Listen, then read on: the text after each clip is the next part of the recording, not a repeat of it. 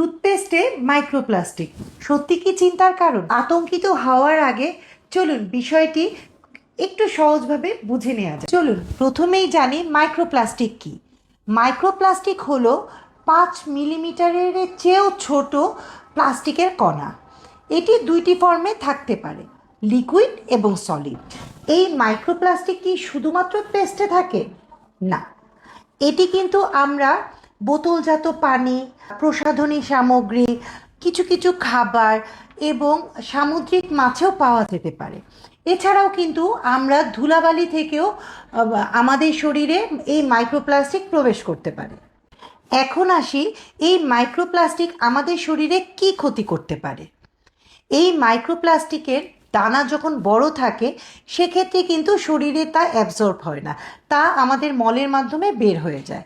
কিন্তু এই ক্ষুদ্র মাইক্রোপ্লাস্টিক শরীরে বিভিন্ন ইনফ্লামেশন অথবা শারীরিক অন্যান্য সমস্যা দেখা দিতে পারে। কিন্তু এটা এখনও কিন্তু এ নিয়ে গবেষণা চলছে। তাহলে এখন প্রশ্ন হলো, এটি কি ক্যান্সার তৈরি করতে পারে? না, এটি ক্যান্সার তৈরি করতে পারে গবেষণায় এমন কোনো প্রমাণ এখন পর্যন্ত মেলেনি। তাহলে এখন আমাদের কি করা উচিত? খুবই সহজ। আমরা দাঁত ব্রাশ করার সময় কখনোই পেস্ট গিলে ফেলবো না। যতদূর সম্ভব আমরা দাঁত ব্রাশ করার পর খুব ভালো করে পানি দিয়ে মুখ কুলকুচি করে রাখবো। এবং বাচ্চাদের ক্ষেত্রে যেহেতু তাদের পেস্ট খাওয়ার একটা টেন্ডেন্সি থাকে, তাদের ক্ষেত্রে মটর দানার সাইজের পেস্ট ব্যবহার করতে হবে। এক্ষেত্রে পেস্ট গিলে ফেলার সম্ভাবনা অনেকাংশেই কমে যাবে। এছাড়াও চেষ্টা করবেন ভালো ব্র্যান্ডের পেস্ট ব্যবহার করতে।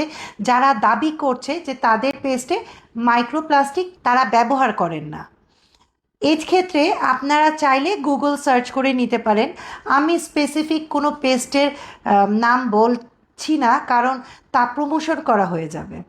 কিন্তু আপনারা যদি চান অবশ্যই আপনাদের নিজস্ব ডেন্টাল সার্জনের কাছ থেকে জেনে নিতে পারবেন, এবং আমাকেও যদি কেউ পার্সোনালি জিজ্ঞেস করেন আমি তা বলে দেব। সবশেষে, ভয় নয়, সচেতনতাই জরুরি।